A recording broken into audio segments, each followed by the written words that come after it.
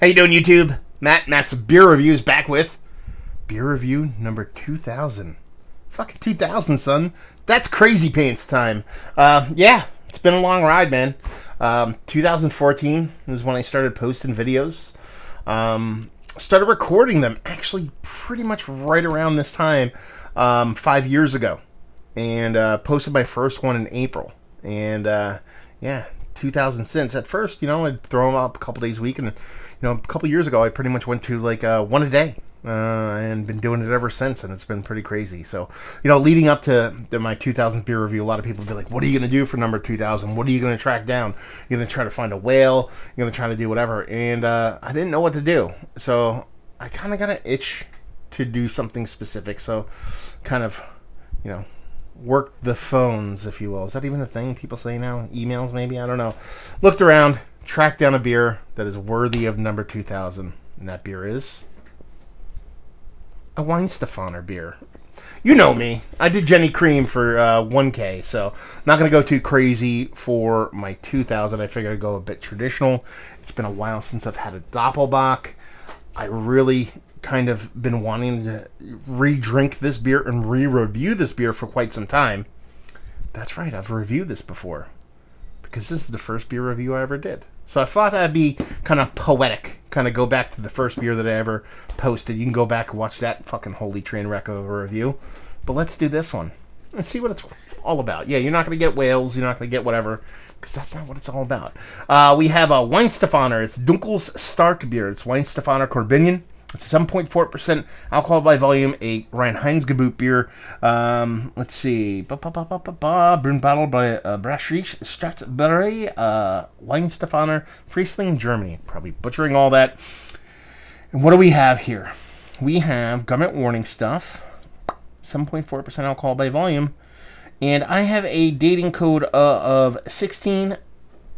Is it semicolon? Is that what it is? 41 semicolon 04. I don't know what that means. Does that mean it was born on... doesn't make any sense. I'll look it up. The other old one I actually did, the original first 2000 first review of I ever did was an aged version of this. So I did a 2008 version of this in 2014. So apparently I was able to decipher... Oh, you know what it was? I bought a case of it, and I actually had the date on the box. That's how I deciphered that one, I'm pretty sure. But anyway, Weinstefaner, true and through. Look at that. Classic labeling. Yeah. On the pantheon of Doppelbocks, I've always liked this one. It's been a while since I've had it, but I've always dug this one. Celebrator kind of takes the cake for me. There's another one. I've only had it once, and I had it at a restaurant. I've never been able to find it. Brewery Emilies. I believe it's a brewery from the Netherlands. They did an Imperial Doppelbock that was fucking amazing. If I could ever find that again, I'd be so happy. That was probably my number one, but all-time Celebrator does me through and through every single time. But I remembered really enjoying this one. What do we have? Pinky finger, just underneath the pinky finger of that kind of khaki-colored head. It's kind of got a weird kind of rocky edge to it, with a little bit of kind of creaminess, and she's pretty damn clear. I remember this having a bit of soft haze to it. Maybe that's kind of misremembering or something like that. But she has that rich kind of amber, mahogany, brownish kind of color that you kind of expect from a Doppelbock. So, yeah. Let's dive into the nose. Yeah, there's this... You get that sweet, rich, kind of dark, rich maltiness. It has a caramel vibe to it. But you get that soft, funky lager undertones underneath it. Yeah, it smells nice. It smells nice, soft richness. Definitely kind of getting in that caramel, but it's a little bit more kind of burnt brown sugar, caramel, somewhere in between. Something a bit more robust than that. You're not getting all the way into that kind of date figgy territory that a lot of like older beers kind of come off at.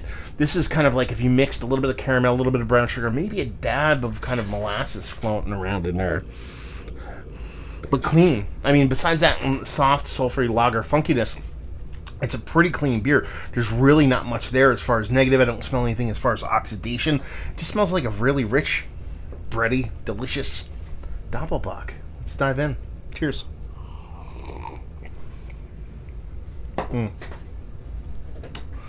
Yeah, meal in a glass.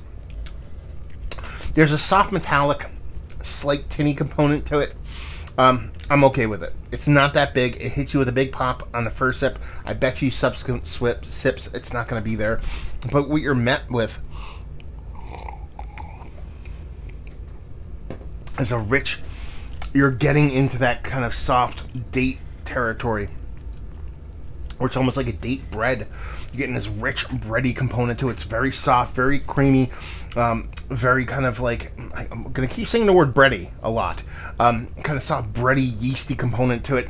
But the bread isn't, you know, your standard fare. It's somewhere between, you know, wholesome bread and like a sweet bread, like kind of like a pound cake in between, like a rye bread, something like that.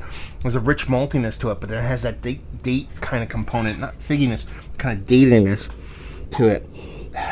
Like I said, there's that soft metallic tinge. Second sip didn't really get much. Don't think I'm going to get it at all with this one. Nice, soft, creamy mouthfeel. Doesn't come off too dense. There's a soft creaminess to it. Alcohol is absolutely well hidden. You don't really get any of that 7.4% at all. It's just a fucking really good beer.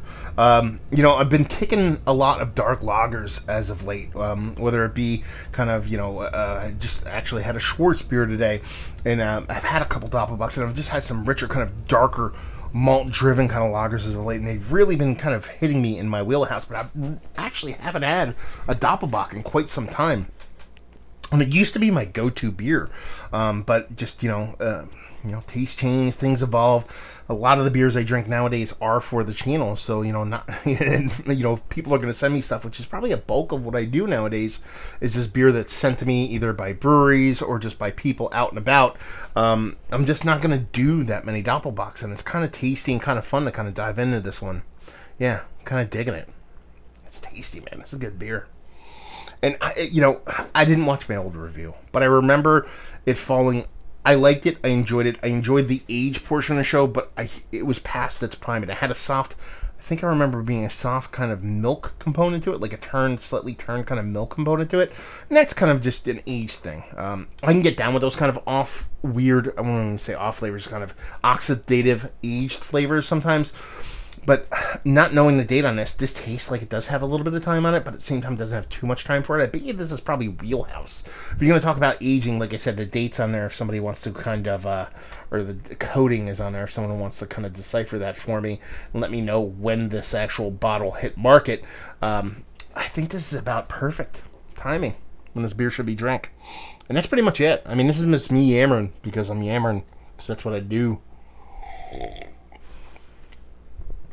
But yeah, Doppelbock through and through. Really great example of the beer. Still more of a celebrator man myself. But this is definitely foot in the bill. So let's talk about it. It's one of the better Doppelbocks I've had as of late. Yes, it has been and always will be. I love this beer. I dig this beer. This is really, for me, up there as one of the better styles. Again, only trumped by one or two beers out there as far as the Doppelbock goes. And what it gets right is that mouthfeel. That combination of how it expresses those malts, the richness, not necessarily just a sweetness. It is a sweet beer, but it doesn't get too candied sweet. It's more of a rich, kind of grainy, bready sweetness as opposed to a straight sugary sweetness. It's what a lot of American breweries get wrong. This one does it all that well. Value and availability. I picked this up today, and I picked it up, I think, for $3.90 for a 500 ml bottle. Is it? No, it's $3.75, right? Anyway, for that size bottle, all day. And pretty much, actually, I was going to say you pretty much get it everywhere, but since I moved to Jersey, I actually had to hunt this down. I put more legwork to find this beer than I have a lot of beers as of late. Not super far, but in Northeast PA, I could find this. For some reason, I went to probably, not all on the same day, but I went to probably 7 shops over the past week or so. Just whenever I'd pass one, I'd stop in, and I could never find it. But I looked it up on the old internets and found a place that's about 25 minutes away. Popped over, grabbed one, here we are. And leave you with, if you like you like this.